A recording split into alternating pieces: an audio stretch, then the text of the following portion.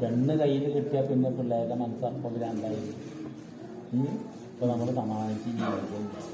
പെണ്ണ് കിട്ടിയാൽ പിടിച്ച് നമ്മളെ പുറത്താക്കുക. ഇപ്പോഴത്തെ പിള്ളേരുടെ മനസ്സ് അത്ര ചേർന്ന് നമ്മൾ പെണ്ണ് കെട്ടിയ മക്കളായി. നമ്മുടെ മക്കളെ പെണ്ണ് കെട്ടിച്ചില്ല എന്നുള്ളത് പെണ്ണങ്ങനെയാണ്.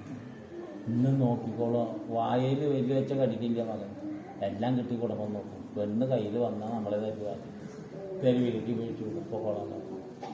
എങ്ങനെയാണ് ഈ പിള്ളേരെ മനസ്സ് ഇത്ര വേഗം തിരിയുന്നത്? നമുക്ക് ചിന്തിക്കാൻ പറ്റും. കലികാലത്തിൻ്റെ സായി ഭഗവാൻ 6 വർഷം തപസ് ചെയ്ത് മണ്ണിൽ മായയെ വധിക്കാൻ. തപസ് ചെയ്ത് കഴിഞ്ഞിട്ട് മായയെ വധിക്കാൻ തുടങ്ങിയിട്ട് മായയുടെ പേർത്ത് കണ്ടപ്പോൾ സായിബാബക്ക് ഇന്ത്യയിൽ സായിബാബയെ കൊല്ലും തോന്നി.